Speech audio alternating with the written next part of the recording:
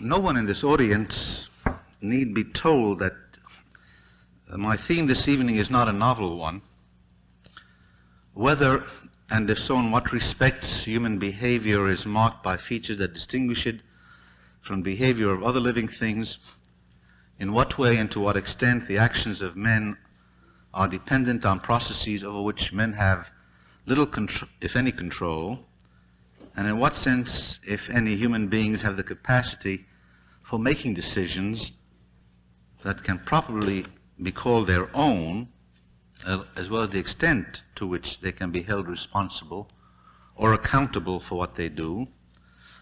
These are recurrent questions in the history of Western philosophy and have been discussed with subtlety and frequently with great passion by outstanding thinkers since Greek antiquity.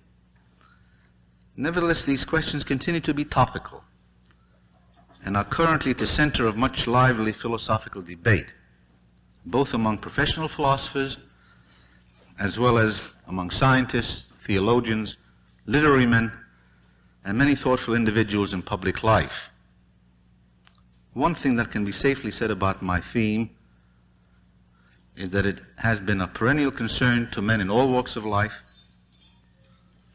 that I will not exhaust the subject this evening, and that though answers to the questions associated with it are numerous, the questions manage to survive the proposed answers that have been given to it and appear as if freshly born to almost every generation. It may nevertheless seem puzzling why an issue that was raised at least 2,000 years ago and to which so many thinkers have addressed themselves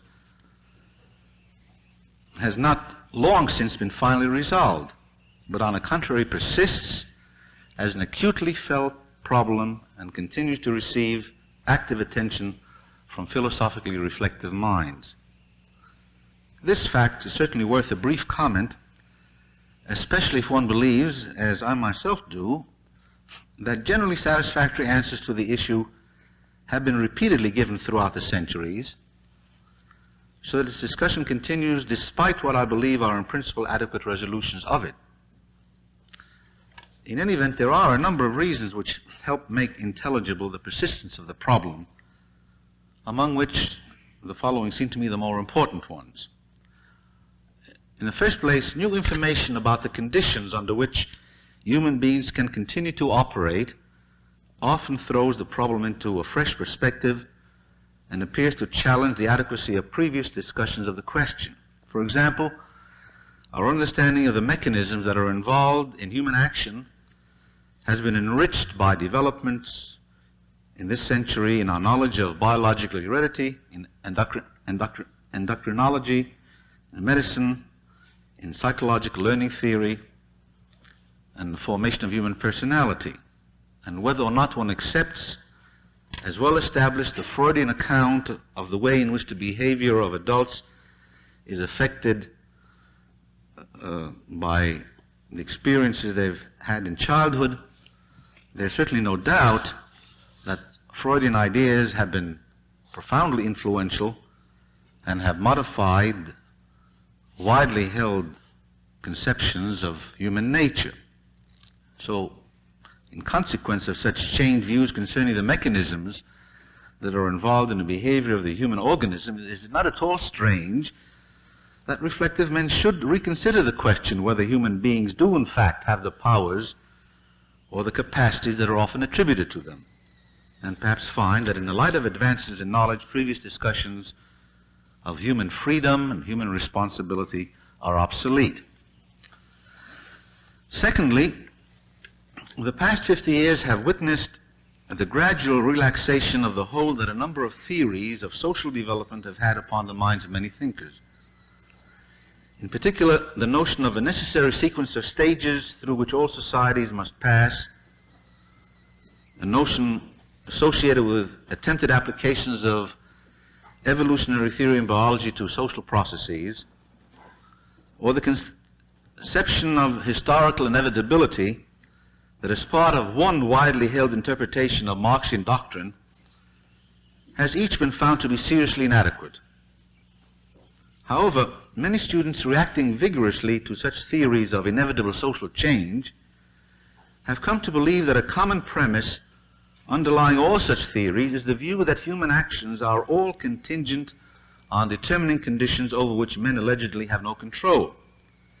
And they have therefore come to the conclusion that it is this broad, comprehensive assumption of a universal determinism which must be freshly reconsidered, and indeed, in the light of the inadequacies of all theories of historical inevitability, must itself be rejected.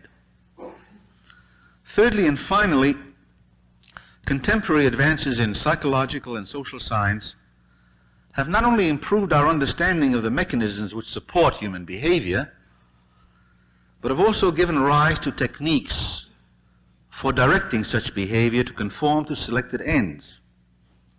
There has, as a consequence, been generated what I think is a far from baseless fear that progress in the so-called behavioral sciences will lead to the development of ever more powerful techniques which will enable those conversant with them to manage men as just so many pawns in a satanical game. In consequence, many sensitive men who prize human individuality have acquired a deep distrust, if not hatred, for science and all its works. And quite apart from any motivations they may have to disprove theories of historical inevitability, they have sought to establish some theoretical limits to the scope of science in its effort to discover the causal determinants of human action. Accordingly, in the attempt to make fully secure the conception of human beings as free agents and to prevent the exclusion of all moral consideration from consideration of human affairs, which is a tendency that at least some professed scientists exhibit, many thinkers have advanced what they believe are conclusive arguments against determinism as a universal thesis, arguments which in some cases are based on developments in contemporary physics, though quite frequently the arguments used are adaptations of quite old philosophical analyses. Well, all this by way of preliminary. So let me state now briefly how I propose to treat the theme of this lecture. My central aim is to show that there is no incompatibility between the claim that human beings are or can be free or responsible agents, a claim to which I myself subscribe, and the assumption, which I think is sound, that there are determining or causal conditions under which men engage in responsible action and manifest their, what is often called their freedom of will. I am, moreover, strongly persuaded that many contemporary attacks on determinism are misguided and mistaken, and that the rejection of determinism in the interest of establishing the reality of the efficacy of human choice is actually a case of throwing out the baby with bathwater that's not even dirty.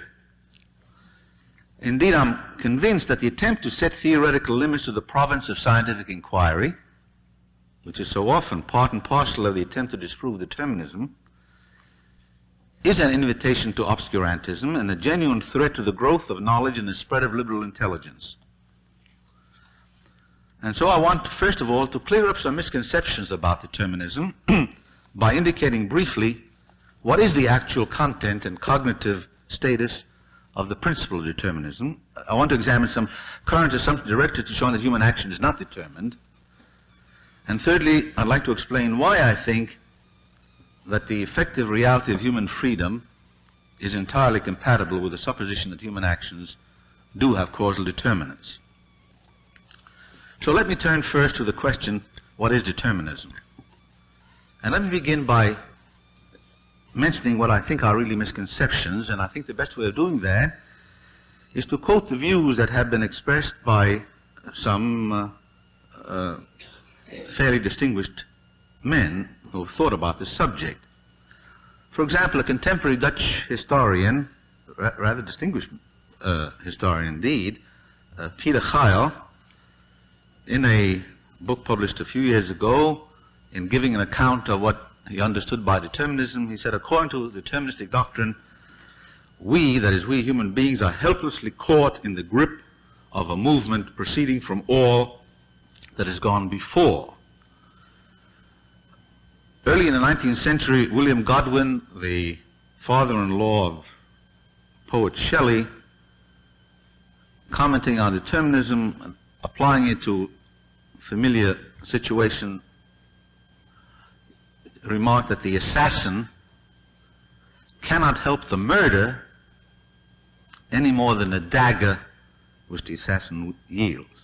Just as the dagger is simply being manipulated by the assassin and itself is not responsible, so the assassin himself is being manipulated on the assumption that the actions of human beings have causal conditions. Or take a different sort of a writer, the late Clarence Darrow, who was very prominent in defending men accused of murder, often used very persuasively an argument that no individual really was responsible for what he did. And he said, for example, back of every murder and back of every human act are sufficient causes that move the human machine beyond their control. You may not yourself see exactly why it was you did this thing, but if you look at the question deeply enough and carefully enough, you will see that there were circumstances that drove you to do exactly the thing which you did. You could not help it any more than we outside can help taking the positions that we take. Now, if one were to examine carefully these and other quotations from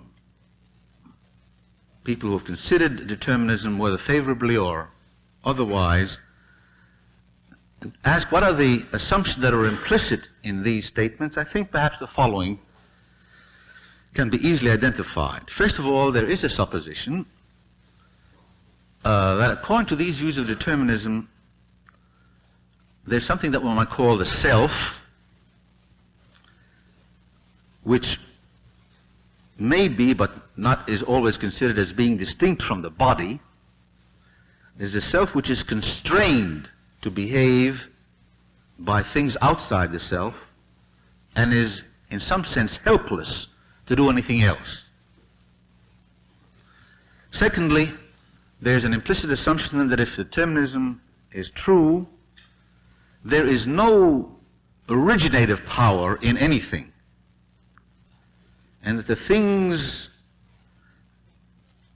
which behave, whether they are inanimate things or whether they are living things, and in particular whether human beings, that things' behavior are simply the outcome of impacts, collisions upon it by other things.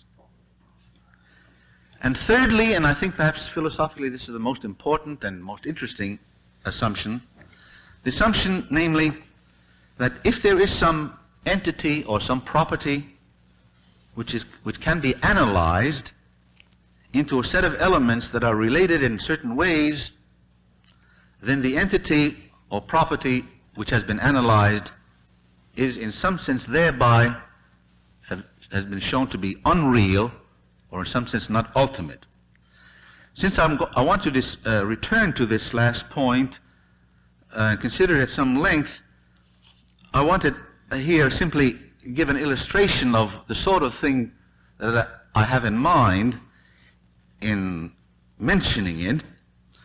There is a well-known book which at one time was widely sold, I'm not sure that it was widely read, by the late outstanding British astronomer Sir Arthur Eddington, a book called The Nature of the Physical World, which is extremely well written and starts out with a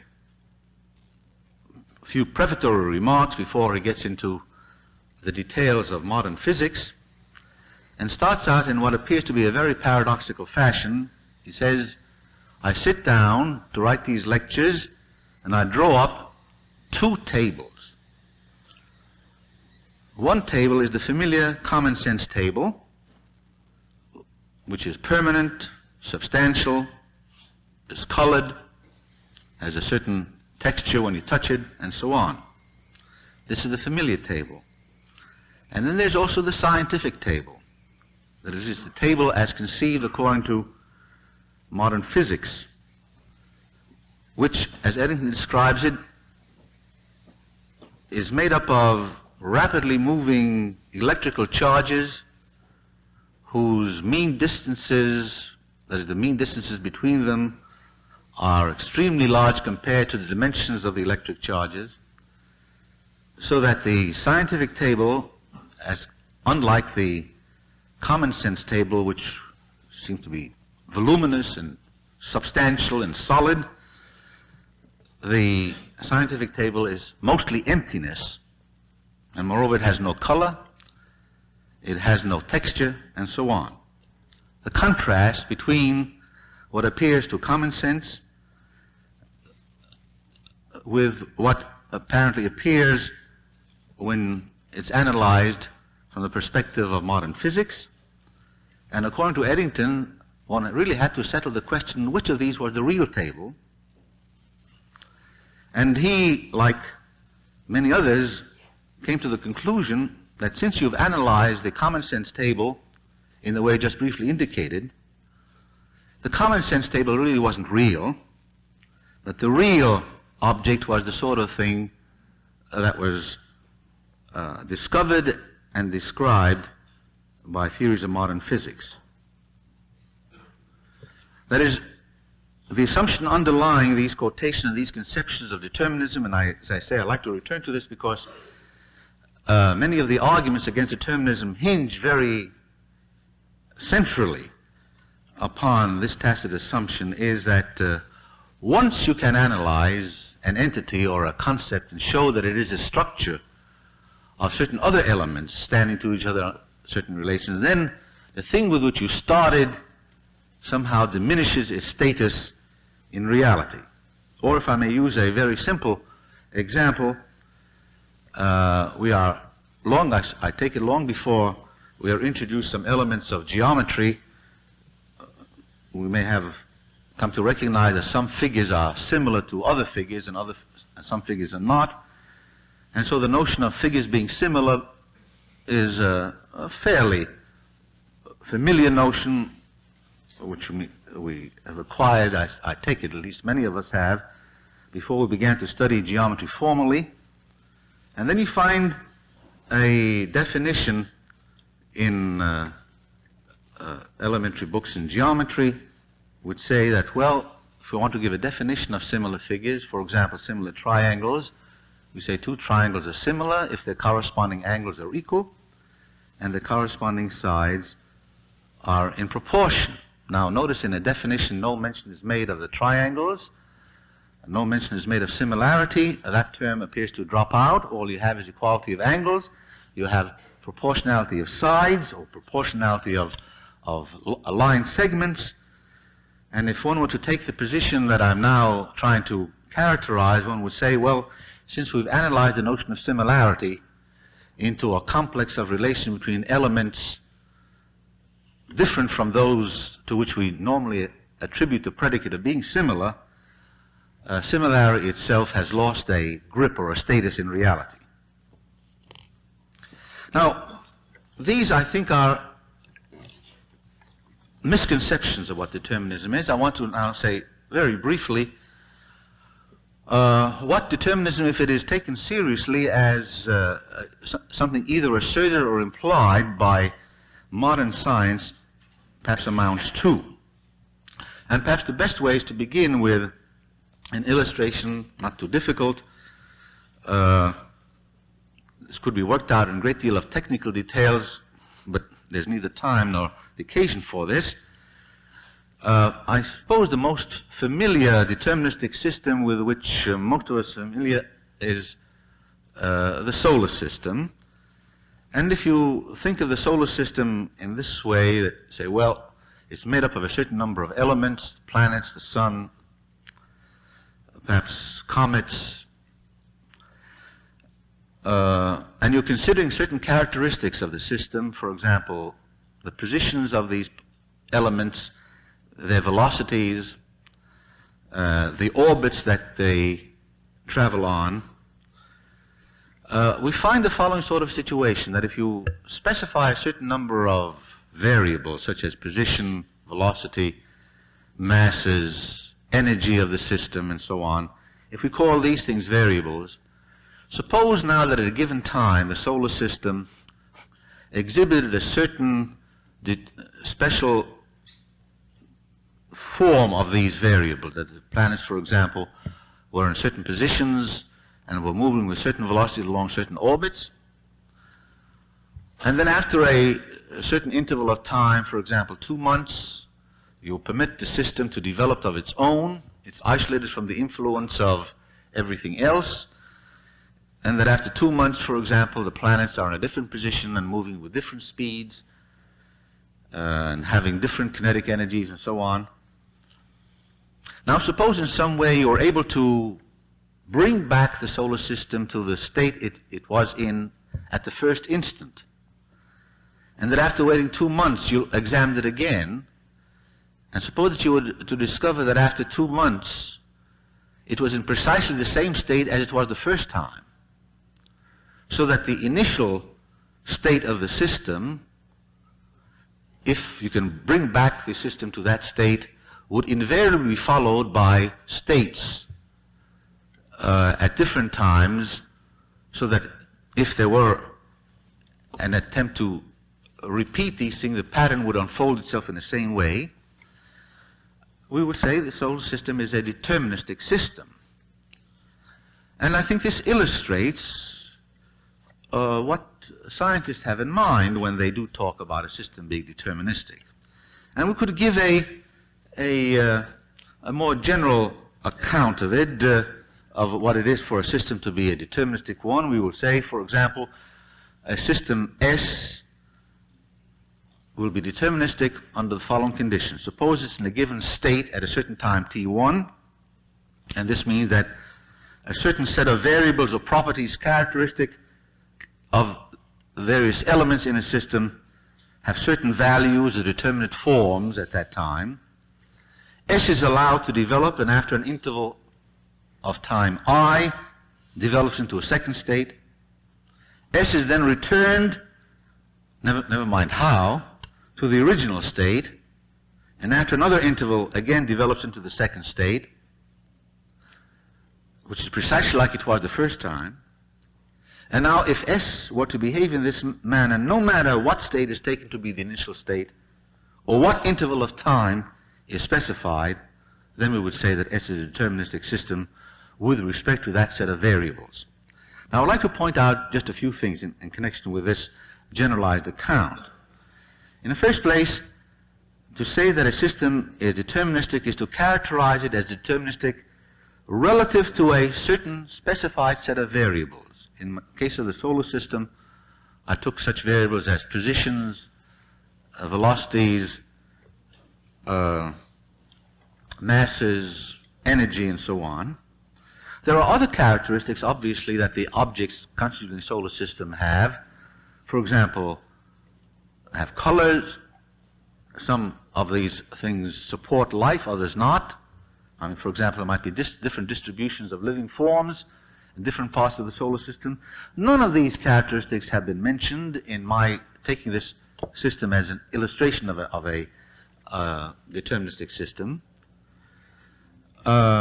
So that the notion of a system being deterministic has to be relativized with respect to a specified set of variables or characteristics or properties. Secondly, and I think this is important, to say that a system is deterministic does not mean, it doesn't follow from the supposition that a system is deterministic, that the various states of it are predictable. I emphasize this because a great many people have tried to assimilate the notion of determinism with the notion of predictability. Whether we can predict the future states of a system depends upon certain local circumstances. For example, we must know what the laws of development are, as well as know what the initial conditions are to which we apply the laws. But clearly, we may not know any of the laws, or if we know some of them, we may not know all of them. In consequence, to identify predictability with determinism seems to me is to distort the meaning of the term as it is widely employed.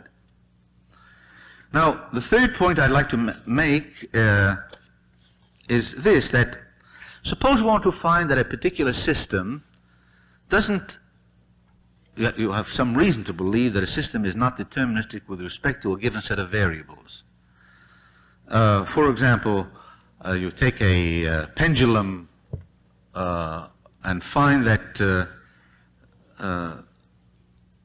well, it doesn't seem to behave in accordance to certain well-formulated laws, that if you bring it back to what you think are its initial state and wait a certain interval of time, then it will appear in another state which is different from the state that it appeared on previous occasions when this sort of experiment was performed.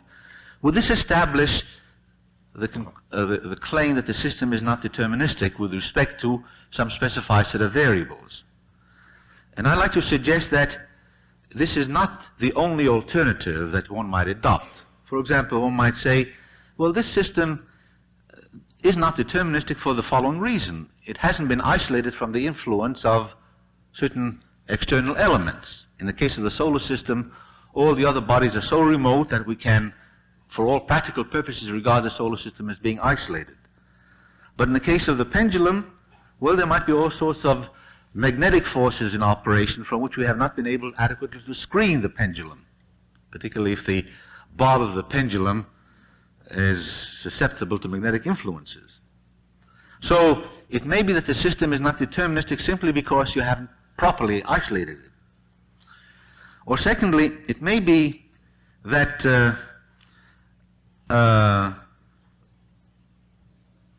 you have not included in your account a sufficient set of variables. That is, for example, if I take the solar system again and consider only the variables of position and of mass, and suppose I wanted to discover whether with respect to these properties the system is deterministic, then I think we would find that it is not deterministic in the sense specified, because in order to come to the conclusion that the system is deterministic, you would have to introduce the variable of a velocity. Position and mass are not sufficient. So it may be that a system fails to appear to be deterministic simply because you have not taken into account a sufficient set of variables. Particularly, you may not have taken into account so-called microscopic variables, that is, variables associated with elements in the system that are not obvious or they're not that manifest to the untutored eye. So the claim that a system is not deterministic cannot be easily established. It is true, of course, that a system may not be deterministic. That is, it is perfectly true that a system may have that characteristic which would lead one to say it is indeterministic, that it doesn't have this regular characteristic that I've tried to indicate. But this is not the this is not the sole alternative. Now,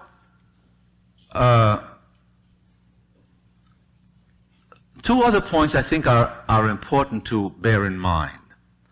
In the way in which I try to set up a generalized definition of a deterministic system, despite the illustration that I have used, I've taken an example from physics, but I've tried to couch the general definition in such a fashion that the variables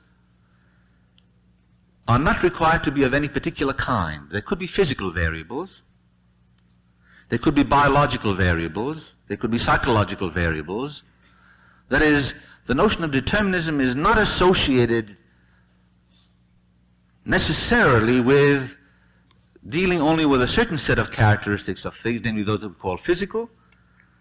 As far as trying to apply the notion of determinism to living systems or to psychological systems or to social systems, it is all equally applicable to them.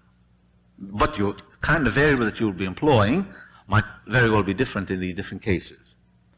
The other point to observe is that there is no assumption in the definition that the only kinds of changes that can take place between variables or the only kind of influences that one variable can exert upon other variable, is in terms of impact or collision or contact. The ordinary view, I think, of a deterministic system is, certainly as illustrated by some of these quotations, is that you have a deterministic system if something somehow grabs hold of something else and by contact and collision and impact makes it move. But there's nothing essential in the notion, there's nothing in a notion of determinism which essentially requires changes taking place only in virtue of contact. And that as far as the generalized definition, it might be like Aristotle's conception of a moveless mover, which moves in the same way in which the loved one moves the beloved. Such a system also could be a deterministic one. Now, the one remaining point I'd like to make about determinism before turning to some of the applications of it is to ask very briefly, what is the cognitive status of the principle of determinism? The principle in its most general form could perhaps be rendered as follows. Given any set of variables, there is a system such that within that system one can regard that there is a system such that that system is deterministic in respect to those variables. So that, for example, in terms of current views on physics, the disintegration of atoms cannot be given a causal explanation, at least we do not know of any, but the principle of determinism would say that, well, here are certain kinds of changes taking place, and if the principle of determinism were sound, it would say, well, maybe we haven't discovered such a system, but what the principle asserts is that there is some system,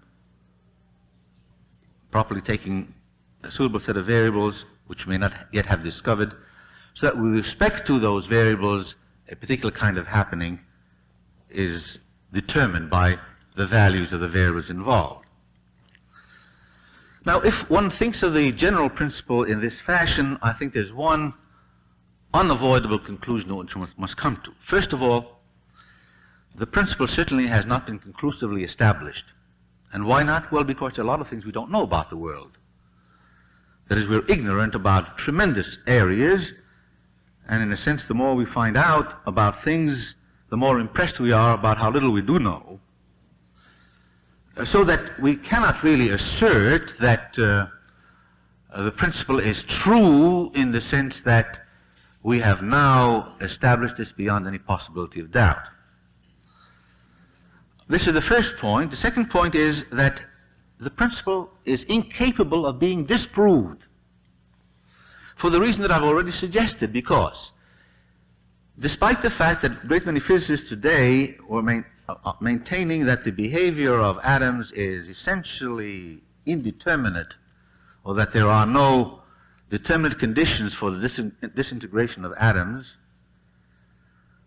of course they would say, well, yes, we haven't found any deterministic explanation for this behavior, but clearly the fact that we haven't succeeded thus far doesn't prove that there may not be one, and that we have not simply been clever enough to get the right answers. The important point, seems to me, is that the deterministic principle is neither capable of being decisively established nor capable of being decisively disproved. And so, of course, if this is the status of it, you say, well, we don't know really whether it's true, and we don't know whether it really is false. We are incapable of establishing it as true, we are incapable of establishing it as false. Then what's the use of it? And I'd like to suggest very briefly that it seems to me that the principle of determinism can serve as a kind of a guiding principle, as a methodological rule which codifies one traditional goal of scientific inquiry. That is, things happen, we want to know why they happen, and we are conducting our inquiries on the assumption that if we are lucky, if the task is not too difficult, we might be able to get an answer. So in effect, as I view it, the principle of determinism is far less a thesis about the universe then it is a program for the conduct of the enterprise of science.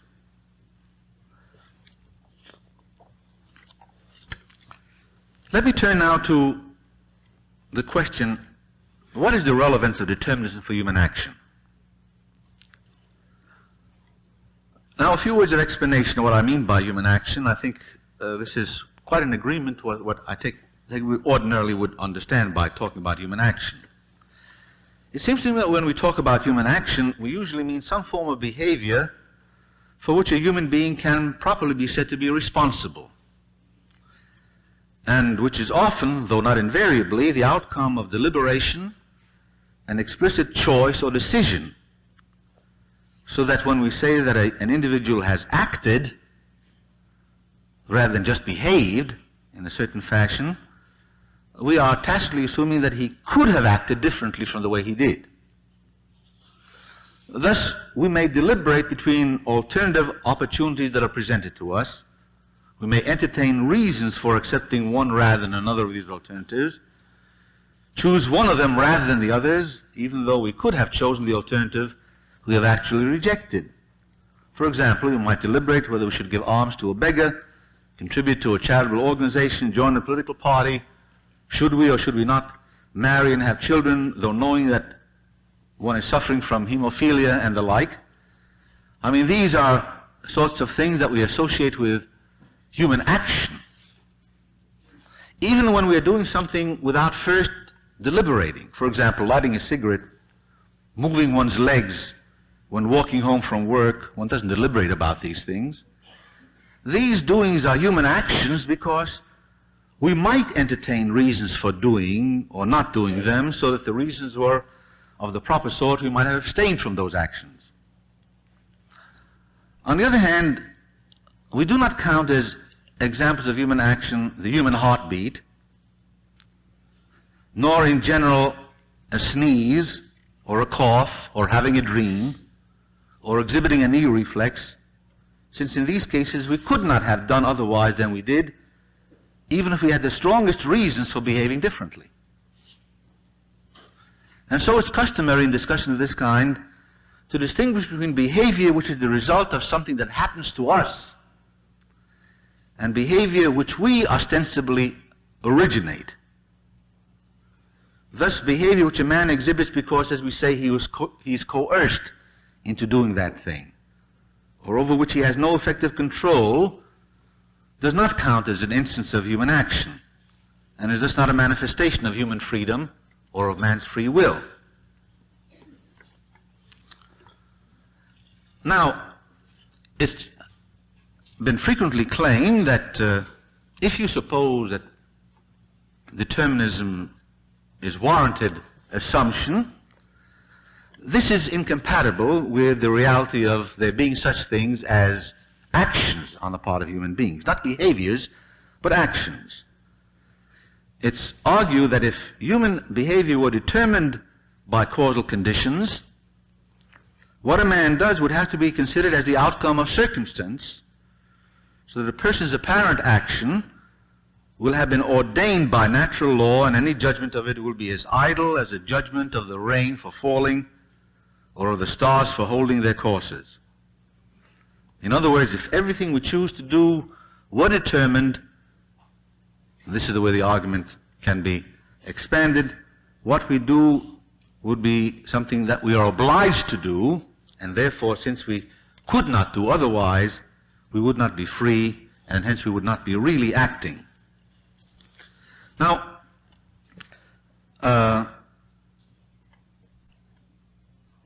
one consequence that is drawn from this is that if you believe in determinism, then of course all questions of judging people, particularly using moral language and appraising their conduct, really doesn't make sense. And so it has been said, I'll take one example out of an n number of others, I'm briefly quoting, it says, "Nobody denies that it would be stupid as well as cruel to blame me for not being taller than I am, or to regard the color of my hair, or the qualities of my intellect or my heart as being due principally to my own free choice. These attributes are as they are through no decision of mine. if I extend this category without limit, namely the category of determinism, then whatever is necessary and inevitable. To blame and praise, consider possible alternative courses of action, damn or congratulate historical figures for acting as they did, becomes an absurd activity. If I were convinced, so this writer goes on, that although choices did affect what occurred, yet they were themselves wholly determined by factors not within the individual's control, including his own motives and springs of action, I should certainly not regard him as morally praiseworthy or blameworthy. Now, to this kind of a criticism of, or this sort of an argument alleging the incompatibility of determinism and the reality of human freedom, it is sometimes retorted by way of rejoinder that, well, to be sure, under given circumstances, if a man has made a certain kind of a choice, including other things involved, that the man couldn't have acted, having chosen to act in a certain way, then in point of fact he did act. Nevertheless, so the attempted rejoinder runs, I could have acted differently from the way that I did act if I had chosen differently from the way that I did. And so the claim is that it is not true that according to determinism I could not have acted differently from what I did. The counterclaim is that I could have acted differently from the way that I did act if I had chosen, in some cases at any rate, to act differently. Now, this rejoinder obviously will not satisfy the critic of determinism, because his rebuttal then simply will consist, but how about your choices? Aren't these themselves the consequences of causal conditions? And if so, then the choices that you actually make are choices which under those circumstances you had to make, and so that you couldn't have acted differently because you couldn't have chosen differently from the way you did. For example, a contemporary philosopher discussing this issue says the following. He says, it's not nonsense to ask whether the causes of my action, my own inner choices, decisions, and desires are themselves caused. And if they are, then we cannot avoid concluding that given the causal conditions of the inner states, I could not have decided, willed, chosen, or desired otherwise than I in fact did. Let us suppose that an ingenious physiologist can induce in me any volition he pleases simply by pushing various buttons on an instrument to which I am attached by numerous wires. By pushing one button, the physiologist evokes in me the volition to raise my hand. By pushing another button, he induces in me the volition to kick. And my hand rises and my foot kicks in response to these relations, to these volitions. This is the description of a man who is acting in accordance with his inner volitions. But it is hardly the description of a free and responsible agent, so this writer continues. It's the perfect description of a puppet. And so he concludes that determinism is not reconcilable with two fundamental items that according to him are the data on which the whole discussion rests, namely that human behavior is sometimes the outcome of deliberation, and the second type of datum is that in these cases it is sometimes up to me what to do. That is, if I deliberate and think that the evidence is strong on one side or the other, it's up to me as to what is to be done, and not to something else. And so the general picture here is this, that the assumption of there being causal conditions for the behavior or the activities of the human organism really are incompatible with certain apparent and generally accepted facts about human beings, that human beings are capable of deliberation, that they genuinely deliberate, and that they can initiate actions where the initiation is something which is up to them. Now, this is one widely accepted argument against determinism, and it certainly has the form of a reductio ad absurdum. The argument is made up of the following steps. It first attempts to show that if determinism is true, then men can never be truly said to act, but only to behave. Secondly, the argument takes the assumption that men are not generally responsible for anything they do, that they never exercise freedom of choice, that they never deliberate, that they never act in such a way that it's up to them how they act, that this assumption is taken to be patently absurd, and accordingly it is concluded that determinism must be rejected as false. Now, before commenting further on this argument, I'd like to consider one other one. There are a great number of them. But the argument I'd like to consider, because it's this argument that is really closely associated with the one I've just outlined, and it is so focal in current discussions that I think it'd be worthwhile to reviewing at least some of the points. The argument, by the way, is by no means new. Essentially, it's already present in Aristotle, but it has been introduced into recent discussions by the late John L. Austin, a distinguished and perhaps the leading figure in recent years of the Oxford Philosophical Group, in a very influential paper that he published in 1956 called Ifs and Cans. Austin, in this paper, calls attention to the fact that in one important sense of can, the statement "I can if I choose" does not mean that my choosing is a causal condition of my ability or of my power. For example, there's a sense of if which doesn't indicate that you're talking about a causal condition. If I were to say to a guest of mine whom I'm leaving alone for a while because I have to run an errand, I say, "There's wine in the closet if you choose," obviously I don't mean that his choosing is a causal condition of there being wine in the closet. His choosing is not a causal condition for the presence of wine in the closet. I mean to say something altogether different. So that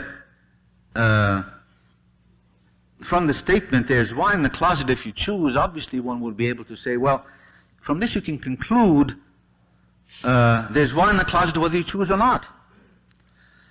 Similarly, when we say "I can if I choose," there's one sense "I can" which we would say it follows from "I can if I choose" that I can whether or not I choose. As, for example, we would say "I can move my leg," assuming that I'm in normal condition. So it isn't that the sense in which I'm said to have the power of moving my legs, or the sense in which I can be said, which I say "I can move my legs," is a sense of "can" which is not to be interpreted as asserting "if I choose then I will," but rather that I do have a certain capacity, or I do have a certain power. In a very famous footnote in this article of Austin's, he declares the following, and let me quote this. "Consider the case where," he's talking about himself, he's playing golf, he says, "I miss a very short putt and kick myself because I could have holed it. It is not that I should have holed it if conditions had been different. That might, of course, be so, but I'm talking about conditions as they precisely were and asserting that I could have holed it. There's the rub. Nor does I can hold it in this case mean that I shall hold it this time if I try, or if anything else. For I may try and miss, and yet not be convinced that I could not have done it. Indeed, further experience may confirm my belief that I could have done it that time, even though I didn't." But I tried my hardest, Austin continues, and missed. Surely there must have been something that caused me to fail, that made me unable to succeed. And this is a rhetorical question he's asking. So that I could not have holded. Well, Austin adds, a modern belief in science, in there being an explanation of everything, may make us assent to this argument, namely that if I tried and didn't succeed, it's because there was something different about the case. But such a belief is not in line with the traditional beliefs enshrined in the word can. In the traditional beliefs, a human ability or power or capacity is inherently liable not to produce success or on occasion, and that for no reason. And so that there would be essentially uncaused actions. And later on, Austin declares that the attempt to interpret arguments, interpret statements like I can or I could have done something different from what I did, in a sense I could have done something different had I so chosen, an argument that Austin rejects in the fashion that I've just briefly suggested. Austin, commenting on arguments of this sort, declares that these arguments fail to show that determinism is true, and indeed, in failing, go some way to show that it is not true. Determinism, whatever it may be, may yet be the case, but at least it appears not consistent with what we ordinarily say and presumably think. There are more extended versions of this argument, and I would like, again, very briefly to expand the argument as Austin has given it, and then finally comment on it. For example, essentially the same point is made in a paper by a colleague of mine at Columbia, Professor Richard Taylor, in a paper that he published in the Philosophical Review in 1960, a paper called I Can, and he makes essentially the same point in a little book on metaphysics that he published, I think, sometime last year. Taylor, in these various places that I've just been mentioning, is concerned with the idea expressed by I can, when the phrase I can occurs in such context as I can move my finger, where to say I can move my finger implies neither that I have some special training, nor some special strength, nor some special opportunity, but simply say, well, I can move my finger. And what he tries to do in the article and in this little book is to show that the idea of I can, as expressed in these locutions, that this idea is irreducible, and that in particular it cannot be analyzed in a way in which one analyzes what are sometimes called hypothetical causal statements, such as are illustrated in a statement like, the stone is so hot that it can fry an egg. Now compare the sense of can in a statement like, I can move my finger, with the sense of can in the statement, this stone is so hot that it can fry an egg. Now, in this latter case, this is something that one might characterize as a hypothetical causal statement, namely, it says something of, in effect, would say something of this sort, that if an egg were placed on this stone at this time, the egg would be fried. And this seems to be the content of the statement, the stone is so hot that it can fry an egg. And the effort that Professor Taylor makes in his article and elsewhere is to show that the sense of I can, in connection with human action, such as I can move my finger, cannot be assimilated to causal statements which we use in connection with inanimate objects such as stones and eggs and the like. Now, what are the grounds for saying that the can of human agency does not express the idea of causal capacity. A number of reasons are advanced. I have time only to mention one of them. If you consider the statement, the stone is so hot that it can fry an egg, and if I try to translate this in terms of, as a causal statement, if an egg were placed on the stone, then the egg would be fried. Here I can state exactly some antecedent condition which is related in a definite way with a consequent, namely the frying. That is, placing the egg on a stone is the antecedent condition which is sufficient under these circumstances to produce the effect, namely a fried egg. Now, suppose one attempts to do this for the statement, I can move my finger, and try to render it by a subjunctive conditional, namely, if there should occur within me a certain unnamed event or state, then the finger motion would at once follow as a causal consequence. I mean, this would be an attempt to show that I can move my finger can be handled in exactly the same way as the statement, the stone is so hot that it can fry an egg. Now, this suggestion is rejected on the ground that it really doesn't render the sense of I can move my finger, because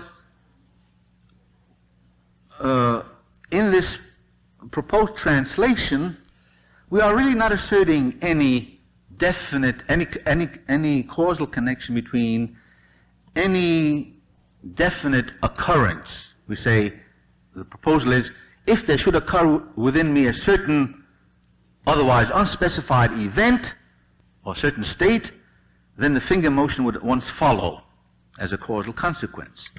But now, what state? If somebody were to suggest, well, of course, your muscle would have to contract. Well, very well. If we say, yes, a muscle would have to contract, but who does the contracting? And Taylor would say, well, it's I will contract it. And then, of course, we would say, well, then I can contract my muscle. But then I would reintroduce the notion of I can in exactly the same form which I try to dispose of it. And so for this reason, he concludes that any attempt to translate the statement, I can move my finger, or can, use the word can used in the context of human agency, is impossible, that this is quite a specific sense, and that in point of fact, any attempt to give a causal account of I can in this sense is mistaken in principle and cannot be supplied. So that in one very obvious sense, determinism would have to be rejected with respect to human action. Now, it's time, I think, that I try to say a little bit about the arguments and then indicate why it seems to me that determinism is really quite compatible with the assumption that human beings do deliberate, that they do make genuine choices and the like. I think it's perfectly true that when we talk about a human being capable of doing something, that this is a characteristic that by and large cannot, whether or not the sugar is going to be dissolved. On the other hand, when we say of a human individual that he can move his finger, or he can swallow food and the like, we don't mean simply that he has a capacity, but that it's up to him whether he's going to exercise it. Water certainly, it's not up to water whether it's going to exercise a certain capacity under suitable conditions. So that prima facie there are important differences. Moreover, I think it's also true that most of creation is not associated with the presence of something that we might call thought or consciousness. That is, things happen and things operate without their being aware of what they're doing, and this is the sort of thing that is associated certainly only with living things, and certainly most unambiguously and unquestionably in connection with human things, with human beings. Nevertheless, I think one might say, well, there are certain types of systems which are inanimate systems, and of which it could, I think, be not improperly said that they possess capacities, and that without too great a stretching of the term, whether those capacities are exhibited or manifested or not is up to the inanimate systems. The kind of systems I'm thinking of are not the normal type of a system, but those systems which have a certain distinctive type of organization that we sometimes call self-regulative systems or self-determining systems, such as, for example, a house equipped with a thermostat, so that despite changes in the external temperature, the system is so devised that the internal temperature of the house or the room will be kept within certain temperature limits, or of a torpedo which is so constructed and has such a mechanism that when it is properly set, it will hit a specified target, and as a matter of fact, once it's fired, all human intervention, can very well assume, has ceased. And now, despite the fact that the target changes position, tries to escape, the torpedo will act in such a way that, put it in common sense language, it will try to hit the target. And whether it will or not, it's up to the torpedo. And so it seems to me that there are inanimate systems. To be sure, these are systems that have been created by human beings, but that's hardly to the point. Not the question of who created them, but what the characteristics are. That there are inanimate systems which are self-regulatory, which exhibit certain characteristics, certain dispositions, certain powers, and whether or not those powers are exercised is up to the system itself. Now, again, here we have to add the proviso, yes, even in these cases, for example, the homing torpedo or the building or room equipped with a thermostat is not aware of anything. I mean, what we call consciousness is absent. And of course, if the whole point of the argument that is in connection with human agency, human beings are normally conscious of their actions, there's an indisputable difference. But this is not the issue. The issue is whether the sense of can, in the connection with human agency, is something that is so peculiar that there's nothing comparable to it in connection with inanimate processes. And so I would have to conclude that in general, physical things as well as human beings have capacities or powers in pretty much the same sense. Not all physical things have capacities or powers so that we could properly say that it's up to them whether they will manifest those powers. But after all, this is not a requirement that all things should possess a particular type of power.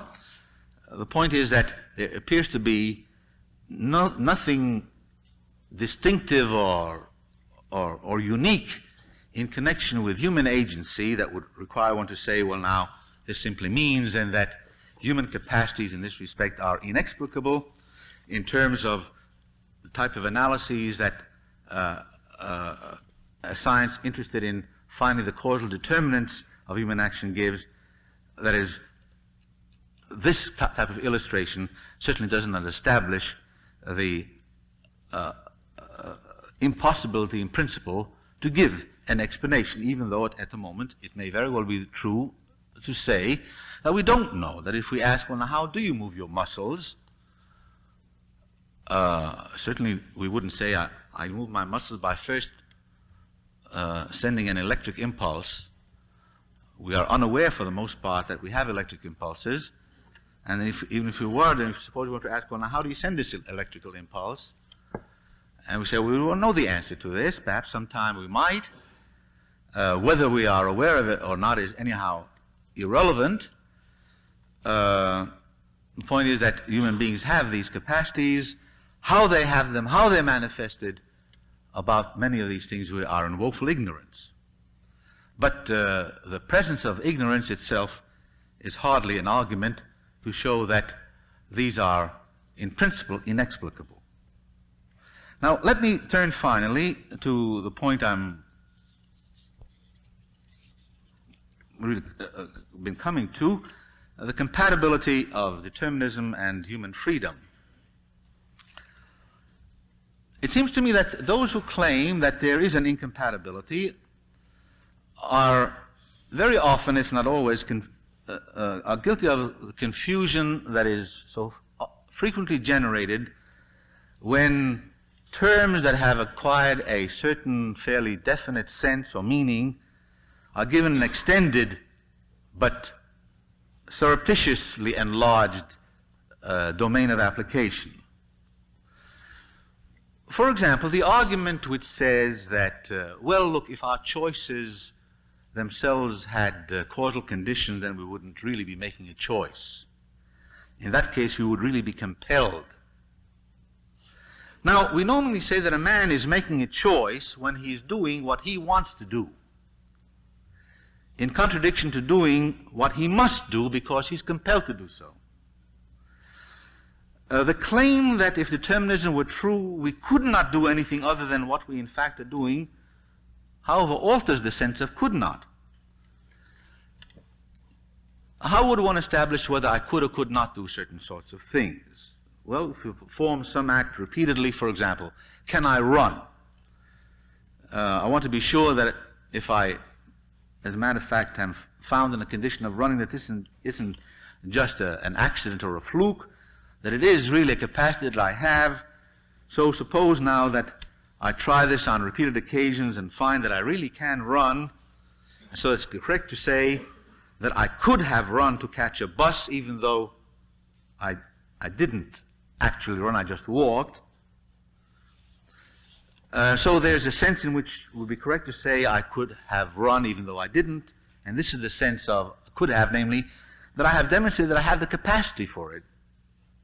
Now, those who deny this are using such a standard of adequate evidence that it becomes logically impossible to show that we ever can do anything that we are not actually doing. That is, when we say of an individual that he cannot do something or he could not have done something, if, for example, we say a man could not have been present in Chicago at 10 o'clock since he was in Washington at 5 minutes after 10. And how do we establish this? Well, we do this on the basis of repeated experience. We could say, obviously, that a man could have been somewhere where he in point was not, because we have established the fact that he possesses a certain capacity by a repeated set of trials. But those who argue that I could not have done anything but what I actually did do are now using could not in such a way that it becomes logically impossible to establish that anybody could have done anything other than what he did. And thereby you're simply altering the sense of could or could not.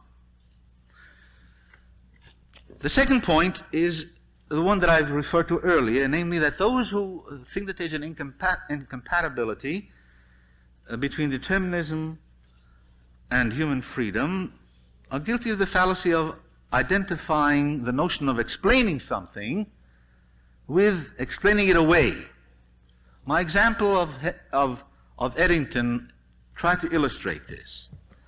But let me offer a more relevant example. Again, let me quote from a recent writer whom I shall not name this time because I think he is really very guilty of this confusion. He says, if I believe that something not identical with myself was the cause of my behavior, some event wholly external to myself or even one internal to myself, such as a nerve impulse, volition, or whatnot, then I cannot regard that behavior as being an act of mine unless I further believe that I was the cause of that external or internal event. The supposition that we sometimes deliberate and that what we do as a consequence of deliberation depends upon us rests upon nothing more than fairly common consent. These data that we take as our starting point might be illusions. It might in fact be that no man ever deliberates, but only imagines that he does.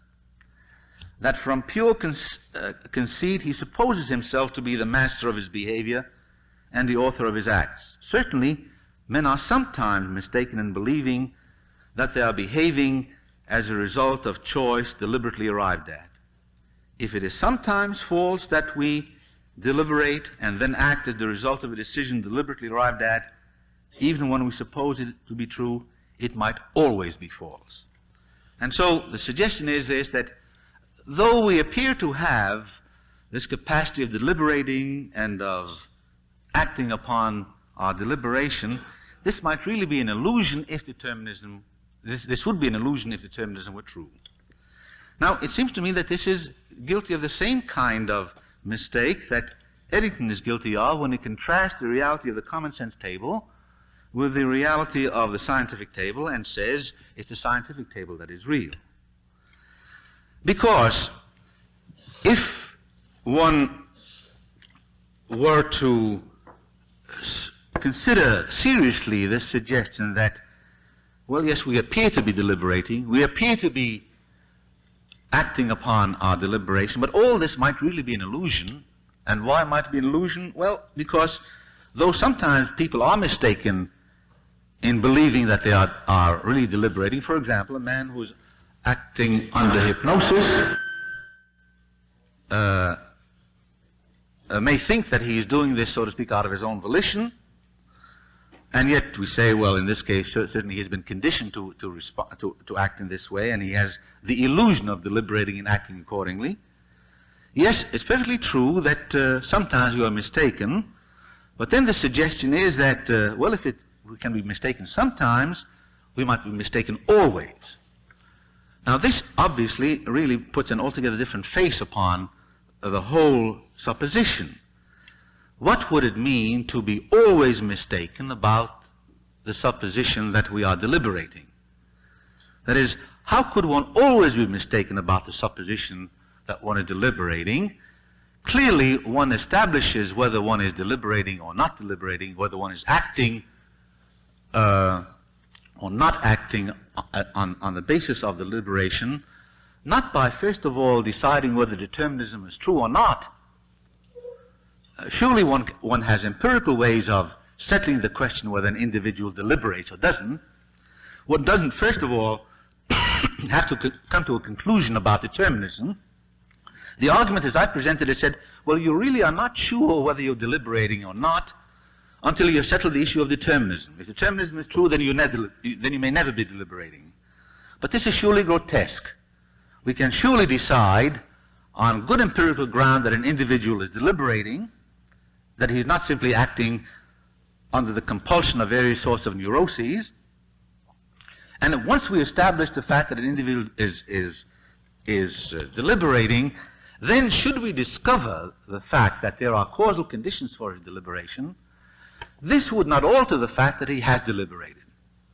Any more than do we impugn the substantiality of the common sense table when we discover that it is made up of electrical particles and that there are relatively large regions of emptiness between them. The common sense table possesses all the characteristics that it does normally is said to possess, just as the person who is found to be deliberating and acting freely possesses all the characteristics that he normally is said to possess even if we should discover, although we do not certainly at present know, what the determining conditions for his actions are. Let me say, just in conclusion, why the question of a certain degree of clarity on this perennial problem seems to me to be important. I indicated that I don't believe that determinism is a demonstrable thesis. And I think also that if it's construed as a statement about a fundamental basic character of everything whatsoever, that taken as such a thesis, it might be false. On the other hand, I've been defending determinism against certain types of criticisms because were those criticisms, as I think, mistakenly accepted as sound, there would be a strong likelihood that premature limits would be set on a possible scope of scientific inquiry. For as I understand determinism, it is a guiding principle, a formulation of an ideal of science. An ideal which consists, the ideal being that of a search for explanations, as a quest for trying to find out the conditions upon which the occurrence of events depends. I don't for a moment doubt that the dogmatic adoption of various special forms of the deterministic principle have often been hindrances to the advancement of knowledge, and certainly that there's been much iniquitous social practice and much doubtful social theory that has been defended in the name of particular versions of determinism. Nevertheless, so it seems to me, to abandon the deterministic principle itself is to withdraw from the enterprise of science. And since I think to withdraw from the enterprise of science is perhaps the most dangerous decision that anybody can make, because it will really put an end to an expansion of knowledge and the possibility of expanding the scope of liberalized civilization, this seems to me to be the real enemy. I mean, the attempts to curtail it. And I don't believe that however acute is our awareness of the great variety and the richness of human experience, however sensitive we may be to fuller development of human individuality, and however much we would despair having this somehow crushed in the interests of advancing knowledge, I'm not sure that our best interests, rather on the contrary, I'm sure that our best interests would not be served by stopping all objective inquiry into the various conditions which determine the existence of human traits and actions, because in this way I think we would be shutting the door to the progressive liberation from illusion that can come from the achievement of an increased knowledge of the causal conditions of human action. Thank you very much.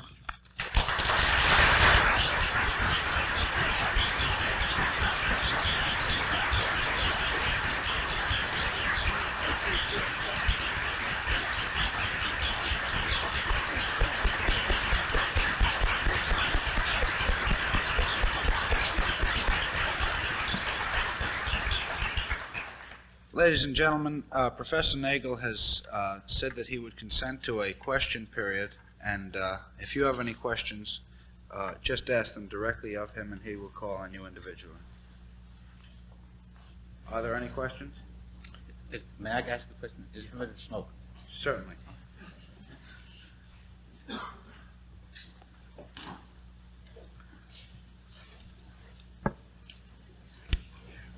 Professor, where in biology does free will begin?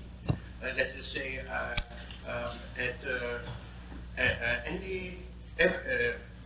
each animal, or at the primate level, or at the Homo sapiens, or or certain category of Homo sapiens? What would be your guess? I wouldn't dare to guess there. That is, I'm not sure, for example, where even in the human individual, development of the human individual, something that we would say free will begins. That is, I don't know exactly at what point human beings begin to deliberate and to be responsive to questions of logic and questions of evidence.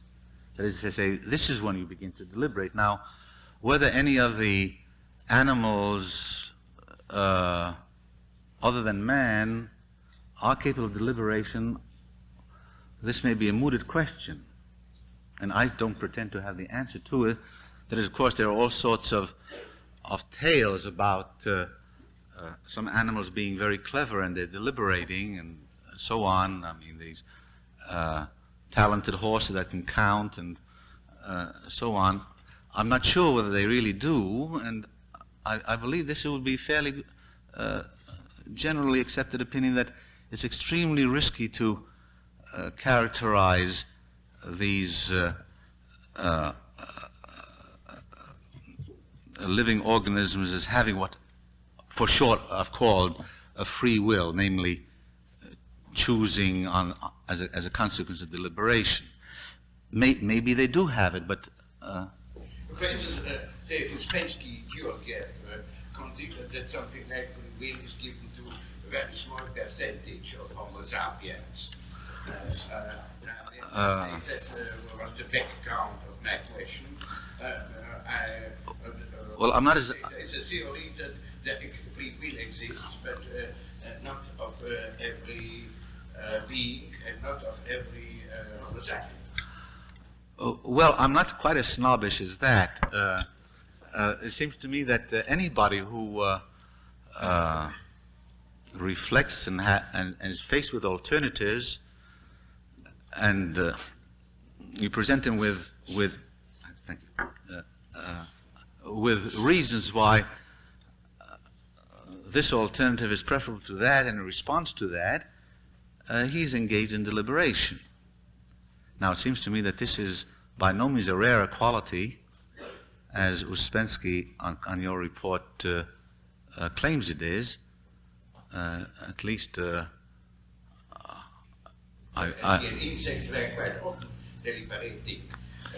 don't know. I have no idea whether it's deliberating. Seeming deliberation is clearly given to animals quite low on the totem pole. Well, maybe so. I can only, I hope I remember the story. It's a story that Bertrand Russell tells somewhere about two Chinese sages who were crossing a bridge, a river, and one Chinese sage says to the other, "Look at the fish, how much delight they take in disporting themselves in the waters." And the second sage says, "And how do you know they take delight?" And then the first one says, "And how do you know that I don't know that they..." I don't know whether insects are really deliberating when, as we say, they're hesitating. It's so easy, obviously, to read into certain kinds of actions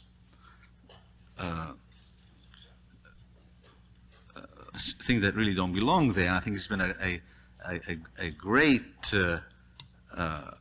development in our understanding of various sorts of living forms, not to impute to them characteristics that we undoubtedly find in the case of human beings. It's very dangerous to infer this. That is, dangerous in the sense that it's logically unwarranted. Yes. Well, then, how do you draw this conclusion about human beings? How do you draw the distinction? It's so darn difficult with animals. Now, what about observing the behavior of human beings? How do you know that human beings do? Perhaps you know that you do, or you call that you do deliberation, but how do you know that I do or anyone else? Well, look, it's pretty clear that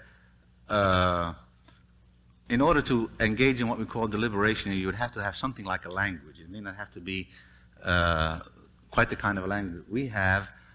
There's a language which is not just a system of signals. For example, bees send signals to their mates by performing a certain kind of a dance in what direction the honey lies. Now, this is not a conventional language in the familiar sense. That is, these are just signals to which the animals respond. But I say, well, one evidence that human beings deliberate is they're using language. Now, to be sure, not everybody who uses language is always deliberating. But now, how does one discover, for example, that a person is acting in such a way that he's acting under some sort of a compulsion? For example, there are kleptomaniacs. How do you distinguish kleptomaniacs from those who are not? I mean, there's some people who steal who are not kleptomaniacs. And you can discover, I'm not sufficiently trained in this specialized area to really, spell out the things. But look, children sometimes steal. Are they kleptomaniacs? No, because you can instruct them. You can tell them such and such are the consequences. Do you want this consequence or do you want that consequence? And they will respond. But the reason they respond is because you're influencing. What does that make any difference? That they respond to an influence?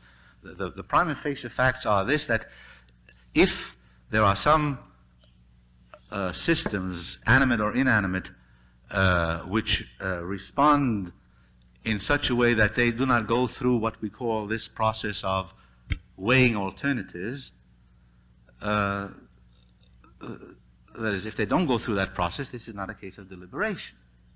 That is, how does one know? That some proof that somebody writes out for you has been the result of a good deal of trial and error, and tried this ploy and tried that ploy. You run into a stone wall, and nevertheless you finally come out with what seems to be a correct proof. Certainly we say, well, such things take place. I mean, mathematicians spend their lives doing this kind of a thing. Now, one might say, but look, maybe the mathematician simply responds to various kinds of signals and stimuli and whatever physical, chemical processes that might be going on in his body. Let's suppose that this is so.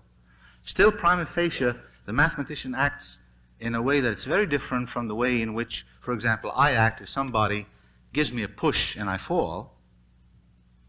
I mean, there's a prima facie difference here. Now, there are borderline cases where it's very hard to say. For example, there are a great many offenses that are committed, and then the problem is, well, was the person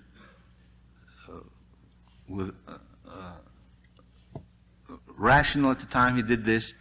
Was he in control of his capacities? In some cases, it's perhaps very difficult to say, but surely as a gross distinction, it's something that you couldn't possibly deny, because you yourself constantly are making just that assumption in the way you yourself distinguish between a person and say, well, now, he's really not reasonable, and this person is reasonable. How do you know? How do you tell the difference? To spell out the details, obviously, it requires a great deal of expertise in formulation. But that we do this is hardly questionable. Wouldn't you agree? Well, what about the computer? What about it? Modern computers have Wiener. Well, how about the computer? How about the computer? Yes, well, very good. I mean, let's consider the computer. You know, there's there have been attempts, as many of us, I'm sure, know much better than I do, to simulate human behavior by means of computers. For example, Professor Herbert Simon at Carnegie Tech used computers to see whether they could not simply find out whether a certain answer to a problem is correct, that is yes or no, but even to construct proofs. He did the following. You might find this of some interest.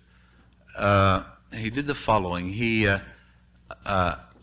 programmed the computer to construct proofs for certain elementary theorems in logic. Some of the elementary theorems that appear in Volume 1 of Whitehead and Russell's Principia Mathematica. There's one theorem in Principia Mathematica, I forget now, it's number 20, something like that, which requires 30 lines in Principia Mathematica. This problem was given to the computer. It gave a proof in 3 lines.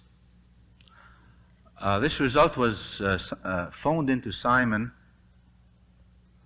and he said, well, if a machine can, just the fact that the computer gave a 3-line proof was phoned into him, not the details, and he sat down and said, I'm going to see whether I can construct such a proof.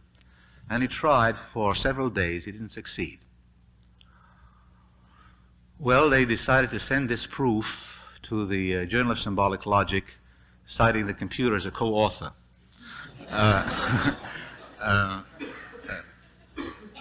Some reason the editor didn't have a sense of humor and rejected it.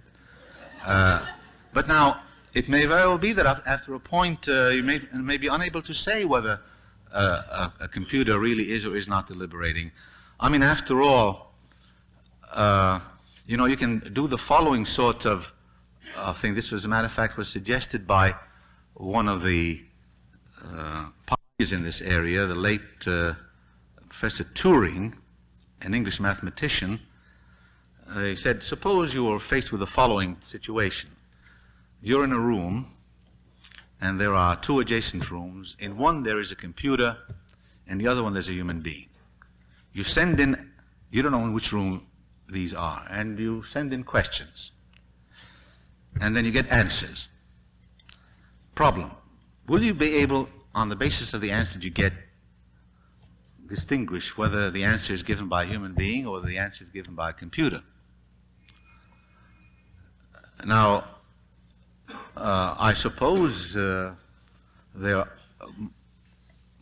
might be some questions that you might put which will enable you to decide, but you'd have to go pretty far before you can do this.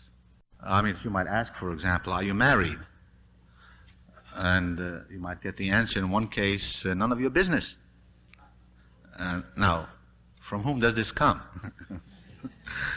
Or that is, it might be the human being who said this, and the other answer was, yes, happily. It might be the computer. And how would you tell the difference? I mean, the question whether a computer deliberates, well, certainly, I mean, even the best of computers today is one that is not equal to the sort of things that, except in terms of speed. In terms of speed, of course, they excel human capacities, but in terms of being able to handle complex problems, they certainly don't. What the development here might eventually be, Lord knows. I mean, my crystal ball is very dim this evening. Yes. Professor Nagel, your analogy between a rocket and an individual prompts me to wonder what consistency then demands of us, whether we should initiate the practice of punishing the rocket that does not act in an approved fashion, or whether we should do away with the practice of punishing individuals who act similarly. Well, of course, this does raise a different dimension, a question of a different dimension, that is the whole problem of what the rationale of punishment is.